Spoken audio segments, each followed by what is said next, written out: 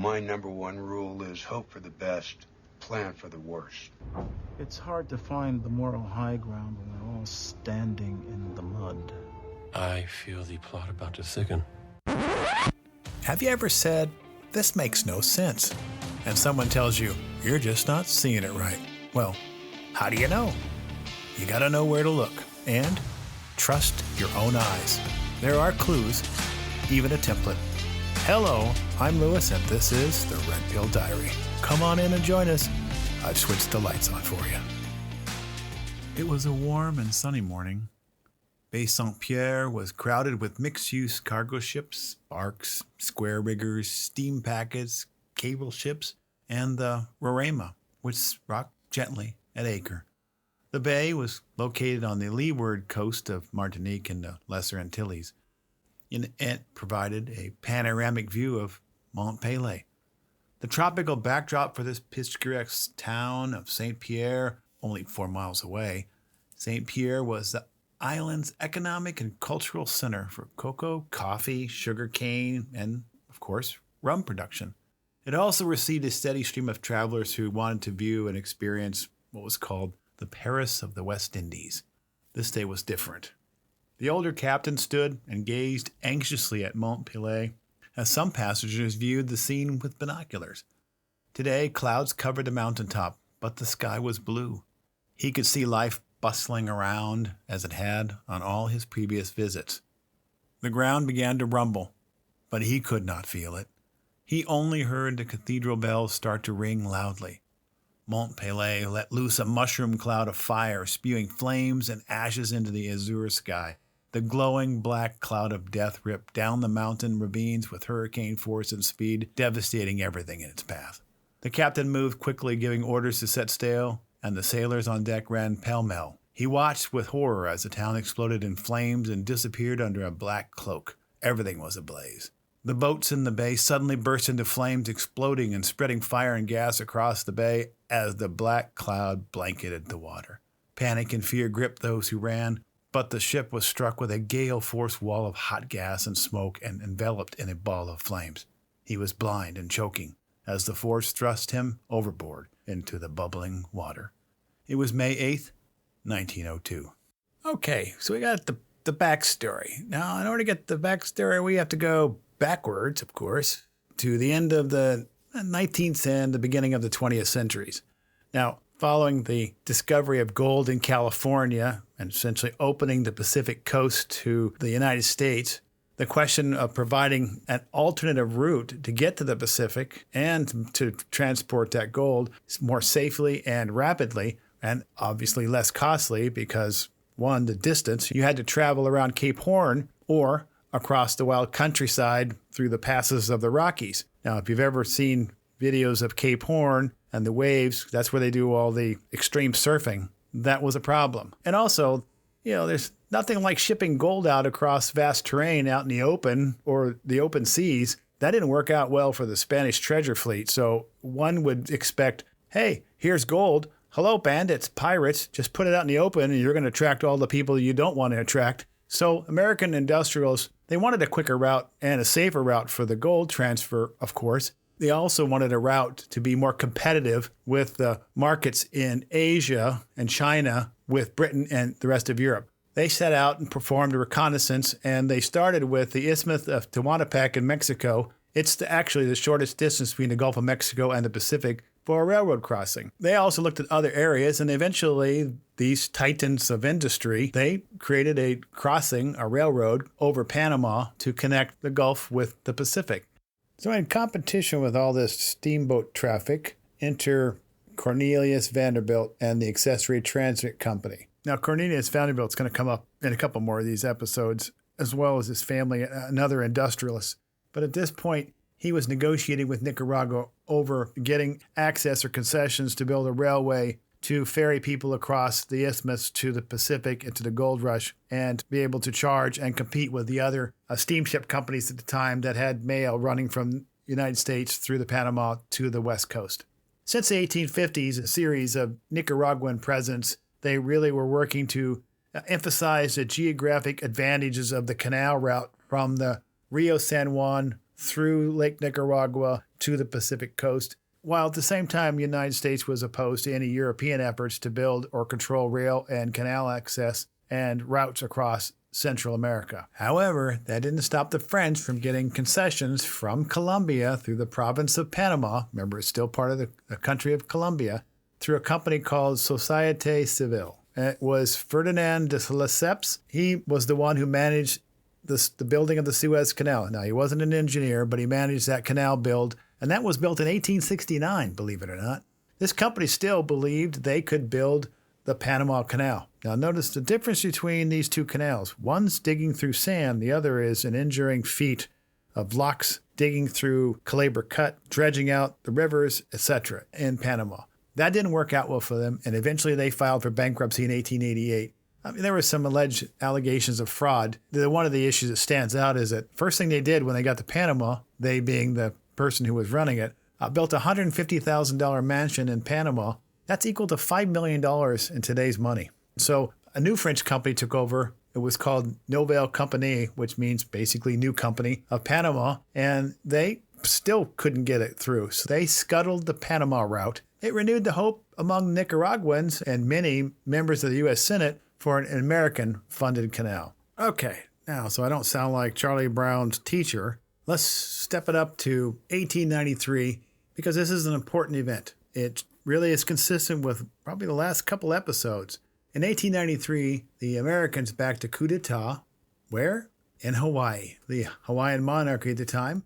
And the whole point was to protect the businesses of the United States industrialists surrounding the issue of sugarcane or sugar. It was the Hawaiian Commercial and Sugar Company in conjunction with California. Then it turned to, as you may know it if you're old enough, C&H Sugar. And that was to compete with Louisiana sugar growers, and essentially put them out of business. Of course, they wanted it for a stopping point over to the Far East for trade primarily, but also as a military base, and you know that through Pearl Harbor. And in 1898, of course, that was the Spanish-American War. In Cuba, the USS Maine was destroyed, and they called the USS Oregon from the Pacific coast. And guess what happened? It took them 2 months to get to the Caribbean because they had to go around Cape Horn from the Pacific. It was a 2-month journey in order to replace that battleship that was sunk in Cuba's harbor. This highlighted the need for an isthmus crossing somewhere. In 1900, Congress continued negotiations with Nicaragua for access and concessions to build a canal with President Jose Santos Zelaya. Now, there were two options. One, the Nicaraguan route. It was overwhelmingly favored by Congress and other American industrialists with concessions from Nicaragua.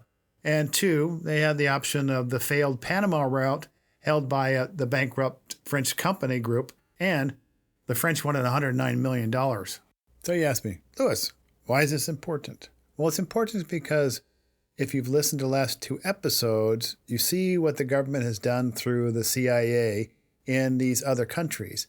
Well, where did it start? It started in Hawaii, but they didn't have the 3-letter agencies then. So you look at what they started with in Hawaii and then use that as a guide as we go through this episode, and then put that in the back of your mind when we start to go through other episodes, and you'll see the similarities. That things that happened in the past happen again because behavior and their success and dealing with individuals and issues, they repeat the same behavior over and over again. Well, enter Act 1 and Jose Santos Zelaya, the president of Nicaragua.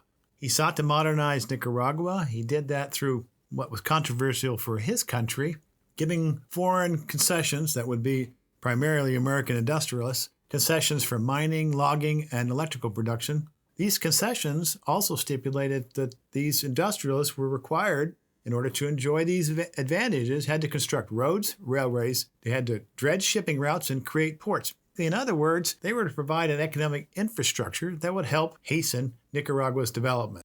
And the reason it's important because this becomes a huge conflict because the industrialists don't follow through with the requirements, but they still want the concessions. And guess what our government does? You got it. Now let me introduce you to 3 primary players in this act. Philip Bonal Varia, we'll call him Philippe. He was the forming acting director of the Panama Canal project. He traveled to America to resurrect the Panama Canal and with hopes to recoup some of its losses. The other is William Cromwell. Now, who is William Cromwell? William Cromwell was a real savvy communicator, politically connected lawyer, and a lobbyist. He liked to be called himself as a mystery man, a puller of strings. One person described him in my reading as the most dangerous man since Aaron Burr. Okay, so he had two people. One, he saw himself very James Bondish, if you will. And the other one seen him basically like he was a traitor like Aaron Burr. He had an incredible genius in arranging and planning things. He attracted businesses and industrialists. He reorganized the Northern Pacific Railroad, and he assisted none other than J.P. Morgan in forming what? U.S. Steel. Now, we'll hear about J.P. Morgan and the North Pacific Railroad and U.S. Steel in further episodes. He was also general counsel for what? The Panama Railroad, where he learned of the new company, its failed attempt in Panama, and then he became willing to help. His fee? Get this, $800,000, or about $20 million in today's money. And he founded Sullivan and Cromwell. Where have you heard that before? It's now a worldwide law firm. And who did they hire? They hired young John Foster Dulles. Remember this firm from the previous episode and its relationship with the Dulles brothers, the CIA in Guatemala in 1954? Yep, here they are. We'll see this again. The next is the American Banknote Company in New York. What it did was it produced, among other things, postage stamps and stock certificates. Its offices were close to the banking and finance centers in New York, next to Wall Street. Now, President Zelaya and Nicaragua government commissioned the American Banknote Company to design and print its postage stamps. So in 1900, the American Banknote Company creates this 1 centavo stamp. It's purple. Around its border, it's got the markings, the inscription is Nicaragua, 1 centavo, and on the bottom it says American Banknote Company, New York. And in it, it has Mount Matambo, a city next to the Lake Nicaragua. It was created by American Banknote Company. They just included from their design things that they thought that showed the beauty of the country of Nicaragua. So now let's go to the pivot. Cromwell, realizing he wasn't getting anywhere, he pursued a stall tactic so they couldn't or wouldn't vote and confirm the canal in Nicaragua. He convinced Congress, because he had a lot of friends, to create a commission to review the Panama option. His pull was President McKinley. According to some, that connection with McKinley was insurmountable. So he wined and dined this commission over the course of a year as they looked over the canal company's papers and their projects and their engineering studies while they were in Paris. Now, two monumental things happened. In 1901, the anarchist Leon Czolgosz assassinated President William McKinley, and Theodore Roosevelt assumed the presidency. That same year, by the way, Congress created the Secret Service. In May of 1902, two volcanic eruptions occurred in Martinique and St. Vincent. This eruption created fear and a tragic loss of life. But for Cromwell, it provided an opportunity. Remember that stamp? What was on that stamp? A volcano. It had a puff of smoke on the top. Interestingly, Nicaragua didn't design the stamp. American Banknote Company did, highlighting the natural beauty. Little did it know that its design would stir and create a domino effect. Cromwell didn't lose any time taking advantage of the emotions surrounding the tragedy and the fear. He gathered all Nicaraguan stamps he could find and began shipping them and delivering his proposal for the Panama Canal versus the favored Nicaraguan canal with a copy of the stamp attached. He highlighted the issue of active volcanoes in Nicaragua, which at that time were dormant. And there are a few of them up and down that line, but not close to where this canal was going to be. And many of them hadn't erupted in over 200 years. But that didn't matter. Because of this stamp and the fear of volcanoes, Cromwell and Philippe were successful in getting Congress to change its mind and turn from a Nicaraguan canal to the Panama Canal. Now this is in 1903. Remember last episode what happened with Guatemala in 1954 and who was involved? A PR firm and propaganda. Now you see kind of where it started, although it's been around, but here it was used successfully by Cromwell. But there's more to this story about Panama and Nicaragua, so let's move on. Now the problem with the Panama Canal is Panama wasn't a country, but the U.S. negotiated the E43 Treaty with the nation of Colombia in 1903, and the United States Senate ratified it, but the Senate of Colombia did not. So, with the help of Philip, who had contacts in the province of Panama, and Theodore Roosevelt, remember his Roosevelt corollary, he set about behind the scenes to encourage a revolution in Panama, just like they did in Hawaii. Like they did in Hawaii, they used the same strategy. They sent a gunboat to park off the coast of Panama, showing his support, or the United States support, for the cause of the Panamanian independence. And of course, with the canal in mind, Panama declared independence, and the U.S. supported and recognized Panama. That same year, the United States signed the E43 Treaty, establishing the permanent U.S. right to the Panama Canal Zone that stretched across the isthmus. And in that Hawaii coup d'etat, who was there in 1893? John W. Foster. He was the Secretary of State under Benjamin Harrison. Remember him? He's the grandfather of the Dulles' brother and the father-in-law of who? Robert Lansing, the Secretary of State of Woodrow Wilson. So what's this all got to do with Nicaragua and the United States? And what's the similarity between that and Guatemala? Well, let's get to briefly introduce players of Act 2. President Zelaya was rightly frustrated and disappointed, and so he started to investigate the work of those primarily U.S. companies, those industrialists, who held concessions to determine if they were honoring the terms of those contracts, which he presumed they weren't doing. Of course, the companies complained, but it wasn't until William Howard Taft was elected and Philander Knox was Secretary of State until it ramped up. Now here we're going to see the steps that our government took to depose Zelaya from office in Nicaragua.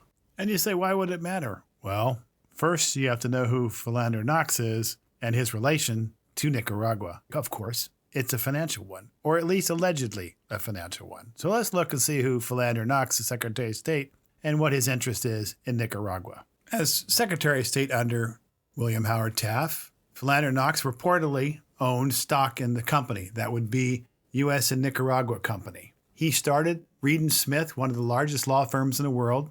Some of the firm's first clients were Andrew Carnegie, Henry Clay Frick, Andrew Mellon, Heinz Company, and the Bank of New York Mellon. Carnegie, Knox, Reed, and Fricks were also members of the South Fork Fishing and Hunting Club, who happened to be stewards of the South Fork Dam, which failed, and you would know it as the Jamestown Flood. South Fork Fishing and Hunting Club and its members avoided liability in that disaster. This company owned a gold mine in Nicaragua called La Luz Mining Company. It was the largest gold mines in eastern Nicaragua in the Mosquito Coast, or on the Mosquito Coast. Now, it's not mosquito as in bug, it's mosquito as in the Mosquito Nation, which is a native people group of Central America located on the eastern tip of Nicaragua and Honduras. The Secretary and Treasurer of La Luz Mining was Adolfo Diaz, who eventually, because of his friendliness with the American businessmen and the United States government, would replace Zelaya as president. So how did they do that? Well, they first started with propaganda. U.S. newspapers increasingly demonized Zelaya. They characterized him as a cruel tyrant who opposed his people and denounced his system of monopolies and concessions. That's pretty rich for a guy who's given American industrialists a bunch of concessions to dig gold, cut down trees, and potentially build a canal across his country. But you see, the American people don't know that because all they know is what's being shared in the newspaper, and that's propaganda. That's the benefit. If the government knows, you have no way of knowing what's really going on.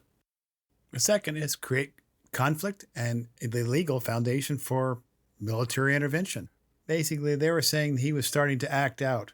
Remember Theodore Roosevelt, his Roosevelt corollary in 1904? That we as a government, as a nation, have police power or a moral imperative that in cases of flagrant and chronic wrongdoing by a Latin American country, but they had to have chronic and flagrant wrongdoing. And that's when they escalate, and they increase the tensions within, and they fund it. Just like they did in Panama, they found a group of people, and they sent money through who?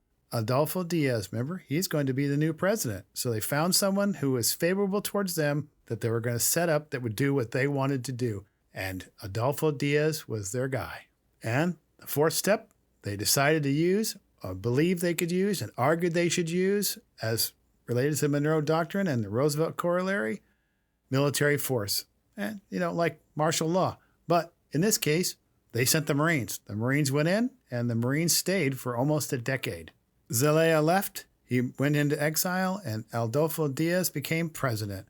And surprise, the president, Adolfo Diaz, a friend of the businessman and a friend of the United States, they signed the Bryan-Camaro Treaty in 1914. It was a treaty between the United States and Nicaragua by which the United States gained the right to construct a what?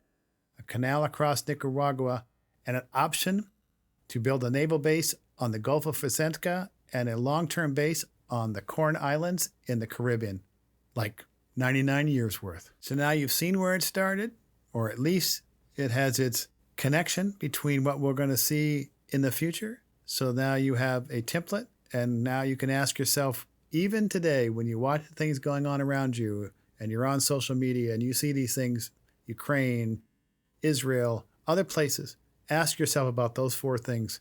What are those four things, and how are they portraying it so that you will buy in to whatever they're doing? In Nicaragua and Panama, it was a BOGO. They bought one and got one free. You add some PR with a gallon of Machiavelli, create chaos, throw in some military intervention, and it's another one of those pesky, unintended consequences. It's incredible what a volcano on a postage stamp can do. I'll leave the lights on for you. Well, we filled those pages. If you have comments, suggestions, share them. The more input, the more likely a better outcome. I'm moving forward because backwards is not an option. I've turned the lights on here, and I'll be leaving it that way. Join me next time on The Red Pill Diary.